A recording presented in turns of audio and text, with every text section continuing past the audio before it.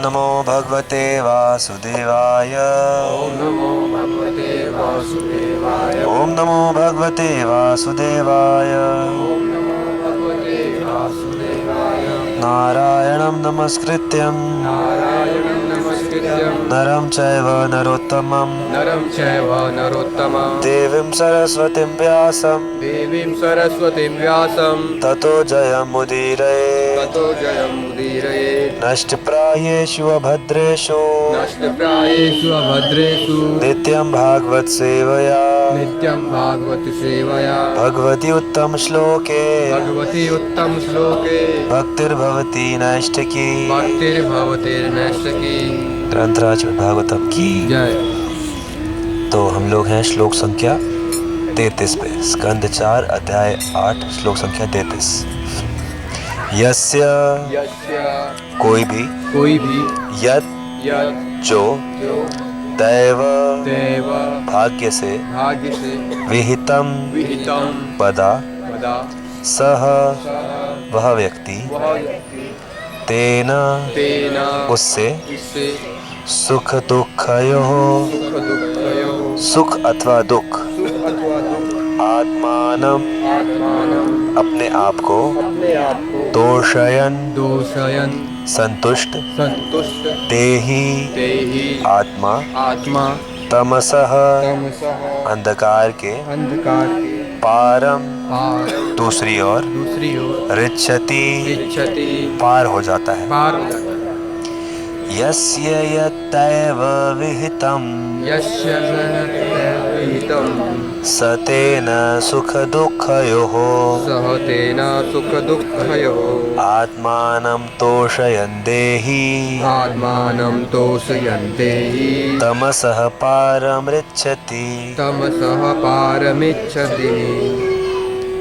मनुष्य को चाहिए कि जीवन की किसी भी अवस्था में, चाहे सुख हो या दुख, जो दैवी इच्छा भाग्य द्वारा प्रदत्त हो, संतुष्ट रहे। जो मनुष्य इस प्रकार टिका रहता है वह अज्ञान के अंधकार को बहुत सरलता से पार कर लेता है।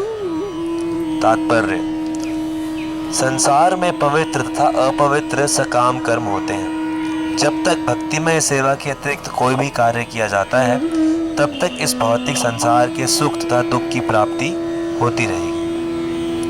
जब हम तथाकथित भौतिक सुख का जीवन यापन करते रहते हैं तो यह समझना चाहिए कि हमारे पुण्य कर्मों का ही क्षय कर रहे हैं। जब हम कष्ट में पड़ जाते हैं तो यह समझना चाहिए कि हमारे पाप कर्मों का फल कम हो रहा है। यदि हम प्रासंगिक पाप तथा पुण्य कर्मों से मिलने वाले सुख तथा दुख में आसक्त होने की बजाय इस अज्ञान के चंगुल से उबरना चाहते हैं तो हमें ईश्वर की इच्छा से चाहे जैसी भी स्थिति में क्यों ना रहना पड़े, स्वीकार कर लेना चाहिए।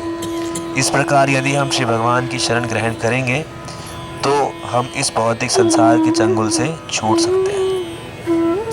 तो नारद मुनि जो है ध्रुव महाराज को बहुत महत्वपूर्ण शिक्षा दे रहे हैं कि जो भी दैव का अर्थ होता है भाग्य। तो लोग सोचते हैं कि भाग्य पता नहीं क्या चीज़ है, शायद किसने लिख दिया अपने आप से ही, लेकिन भाग्य का मतलब होता है हमारे द्वारा किए हुए पुराने कर्म, जो कि अच्छे और बुरे दोनों हो सकते हैं। तो हमारे जीवन में जो भी सुख या दुख आता है तो वो हमारे ही किए हुए कर्मों का फल है। इस चीज़ को हम लोग नहीं समझ पाते और दूसरे लोगों पर दोष देते हैं। कभी किसी व्यक्ति पर दोष देते हैं, कभी भगवान पर दोष देते हैं, कभी अपने आप को दोष देते हैं। लेकिन हमें क्या सही ज्ञान क्या है कि हम लोग ये समझ जाएं कि ये सारा जो भी कष्ट या जो भी सुख है वो हमारे पुराने कर्मों के कारण है। जैसे बहुत सुंदर उदाहरण देते हैं रमेश बाबा कि मान लीजिए आपने सब्ज़ी खरीदी, सब्ज़ी ले ली आपने, और घर जाके जब सब्ज़ी का थैला खोला तो देखा सब्ज़ी खराब है। तो सब्ज़ी जो व्यक्ति घर लेके आया सब्ज़ी, आप उसको मारने लगे कि अरे तू सब्ज़ी खराब क्यों लेके आ गया। तो वो व्यक्ति खराब सब्जी नहीं लाया, आपने खुद ही वो सब्जी चुनी है। तो इसी तरह से जो भी हमारे जीवन में आ रहा है सुख या दुख, तो वो हमने खुद चुना है, हमारी खुद की ही वो चयन है। तो इसलिए ये समझना चाहिए कि जो भी दैव इच्छा से हो रहा है, यानी कि जो भी पुराने कर्मों के कारण मिल रहा है, तो उसको पुराने कर्मों का फल खत्म होता हुआ समझकर उसको निकलने दें, उसमें उलझे ना और भगवान की भक्ति में लग जाए। जैसे यहाँ पर ध्रुव महाराज को कष्ट मिला, पिता से तिरस्कार मिला, तो वो समझा रहे हैं नारद मुनि कि कोई बात नहीं, इसको सहन कर लो, सहन करके भगवान की भक्ति अपने आप जहाँ रह रहे हो वहीं रहते हुए करते रहो। आगे कहते हैं, गुण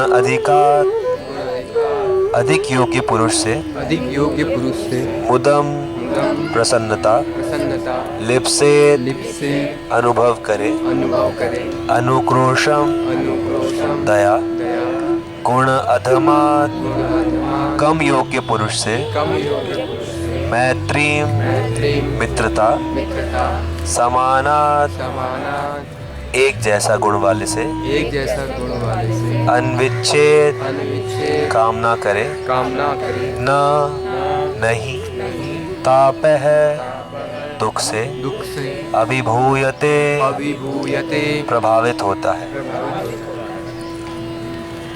गुणाधिकान मुदम लिप्सेत अनुक्रोशम गुणाधमात्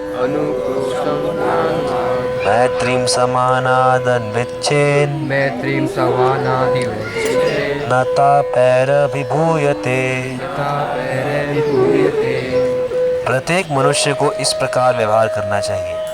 यदि वह अपने से अधिक योग्य व्यक्ति से मिले तो उसे अत्यंत हर्षित होना चाहिए। यदि अपने से कम योग्य व्यक्ति से मिले तो उसके प्रति सदैव होना चाहिए, और यदि वह अपने समतुल्य योग्यता वाले से मिले तो उसे उससे मित्रता करनी चाहिए।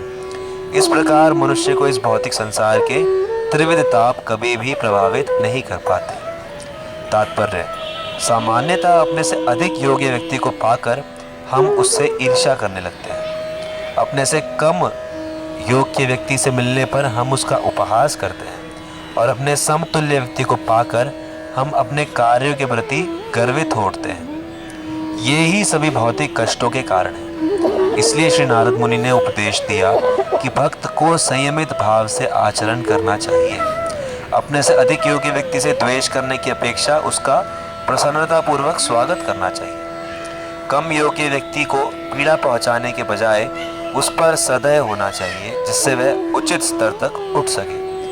और जब समान गुण वाले किसी व्यक्ति से भेंट हो तो उसके समक्ष अपने कार्यकलापों के प्रति गर्व प्रकट ना करके उसके साथ मित्र जैसा व्यवहार करना चाहिए।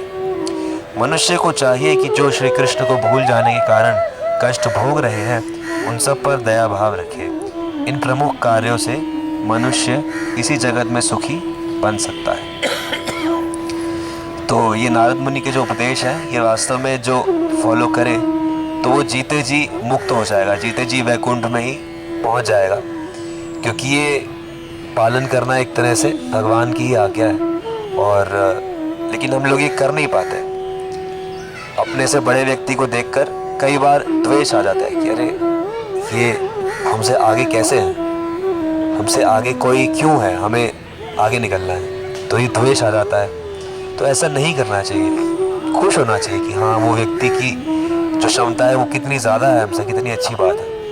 तो ऐसा भाव अगर हृदय में आ जाए तो खत्म, कष्ट खत्म। क्योंकि आधा कष्ट तो इसी का होता है, ईर्ष्या का, और आधा जो गलत खुशी होती है, गलत खुशी होती है। कोई व्यक्ति हमसे नीचे होता है तो हम खुश होते हैं, हाँ ये अच्छा है, हम नीचे है, इसको नीचे ही रहने दो।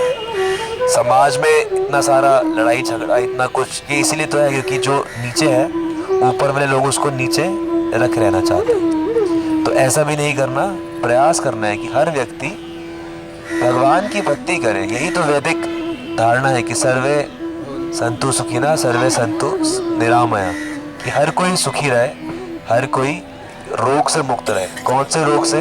तो हम यहाँ कह रहे हैं कि भौतिक रोग से हर कोई मुक्त हो जाए। कई आप भक्त बन जाओ तो आपको दूसरों को देख के ही नहीं सोचना चाहिए अरे देखो ये भक्त नहीं है ना, अच्छा हुआ इनके साथ बुरा हुआ, इनके साथ तो यही होना चाहिए। कई बार ऐसा होता है, भक्त लोग भी ऐसे सोचते हैं, किसी अभक्त के साथ कुछ गलत होता है तो भक्त लोग सोचते हैं अरे इसके साथ तो यही होना चाहिए था। क्योंकि भक्तियाँ ऐसा ही है, अच्छा हुआ। तो इस प्रकार से ना सोचते हुए हमें सोचना चाहिए कि अरे इसको हम कैसे भक्ति तक उठाए, कैसे ये भी भक्ति भगवान की भक्ति करे, ताकि वो ये समझ सके कि हमारा जो असली संबंध है वो भगवान के साथ है। साथ वाले व्यक्ति से मित्रता होनी चाहिए, ना कि कंपटीशन, या फिर ना कि अपने आप को गर्वित करके दिखाना कि देखो मैंने ये कर लिया, देखो मैंने ये कर लिया। ऐसा नहीं, मित्रता के साथ होना चाहिए। और इस प्रकार से व्यवहार करके त्रिविध ताप जो है वो नष्ट हो जाते हैं। त्रिविध ताप कौन से होते हैं? तो आदि दैविक, आदि भौतिक, आध्यात्मिक, जो भी कष्ट मन भोग रहा है तो वो नष्ट हो जाते हैं। तो नारद मुनि यहाँ इसलिए समझा रहे हैं ध्रुव महाराज को, क्योंकि ध्रुव महाराज बहुत कष्ट में, उनको आध्यात्मिक क्लेश हो रहा है, उनका मन उन्हें परेशान कर रहा है कि मेरे पिता की गोद में मैं क्यों नहीं बैठ सकता, मुझे पिता से भी अच्छा ऐश्वर्य चाहिए। तो वो इस लालसा के साथ, तो नारद मुनि वास्तव में ये समझाना चाहते हैं कि किसी भौतिक इच्छा के साथ भगवान के पास नहीं जाना चाहिए। भौतिक इच्छा को छोड़कर भक्ति करना ही सबसे उत्तम चीज है। लेकिन क्योंकि ध्रुव महाराज नहीं मानते, तो फिर नारद मुनि आगे ठीक है उनको दे देते हैं शिक्षा की ठीक है ऐसे भक्ति करो। लेकिन बाद में जाके फिर ध्रुव महाराज अपने आप को कोसते हैं कि मैंने नारद मुनि की बात क्यों नहीं मानी। उन्होंने ठीक कहा था, किसी भी भौतिक इच्छा से भगवान की भक्ति नहीं होनी चाहिए। पहले ये सारी भौतिक इच्छाएं त्यागनी चाहिए, पहले सहनशील बनना चाहिए, पहले संतुष्ट बनना चाहिए, अपने जैसा हो रहा है उससे संतुष्ट हो जाओ। और फिर जब भगवान की भक्ति होती है तो भगवान का दिव्य प्रेम प्राप्त होता है। तो ये यहाँ पर आगे घटना होगी। ग्रंथराज श्रीमद् भागवतम की जय। तो किसी कोई प्रश्न है तो चर्चा कर सकते हैं। तो वैष्णव गीत निकाल लिया आपने। तो ये चीज़ें हम तो थोड़ा बहुत कीर्तन में आ रहे हैं तो थोड़ा बहुत समझ रहे हैं। एक वृद्ध है, उम्र होगी उसकी 80 से ऊपर ही पहुँच रहा है, और मार्केट में जब वो जाता है तो मतलब 8 तास से है, ट्रेन में उतरता है तो पकड़ को किसी से तो मैं बाबा फोन को क्यों में करा किसी बात फोन को जो बोले अब घर जाकर भी करूँगा क्या, टाइम कैसे पास है। ये उनकी बात ठीक है ना, मैं बोले आज तक करी है नहीं तो मैं अब क्या करूँगा। ये तो बात है, बचपन से नहीं करी तो फिर कैसे करेंगे बुढ़ापा में। तो ये देखने के बाद कई बार दिमाग में आता है भाई हम तो थोड़ा बहुत लगे, दूसरों को देख कर ये दिमाग में आती है कि मैं इसका भी किसी तरह उद्धार हो जाए। और वो मतलब चाहता ही नहीं कि वो मतलब अब लग जाऊँ, अब नहीं होगी, अब तो शरीर खत्म हो। तो ये तो शुरुआत के अंदर कुछ हो जाता तो मैं कहता हूँ कि जब शरीर थोड़ा हाँ ऊपर चला जाता है तो इंसान चाहता ही नहीं कि मैं भगवान की सेवा कर दूँ। वही इतना कठिन है ये करना, बहुत कठिन। भक्ति करे कोई सूरमा, जाति वर्ण कुल खोए। नरसिंह मेहता कहते हैं ना कि भक्ति करना आसान काम नहीं है, कोई सूरमा ही होता है जो एक्चुअली भक्ति कर पाता है, क्योंकि बहुत मुश्किल काम है। मन मतलब आप किसी दूसरे की बात कर रहे हैं, मैं तो अपनी बात कर रहा हूँ कि मन लगना ही नहीं चाहता भगवान में। बार बार कोशिश करते हैं लेकिन फिर चलो अभी यहाँ पे सोचो, चलो अभी इसका विचार करो, ऐसे ऐसे करके मन बार बार भटकाता रहेगा। तो इसीलिए ये सारा उपदेश नारद मुनि दे रहे हैं कि मन को स्थिर करना पड़ेगा, मन को समझाना पड़ेगा कि भाई जो भी हो रहा है सब पुराने कर्मों से हो जाएगा, किसी चीज़ की चिंता करने की ज़रूरत नहीं है, किसी चीज़ के डरने की ज़रूरत नहीं है, सब है ठीक है, निर्धारित है। ध्यान इस पर देना है कि मन भगवान में लगे।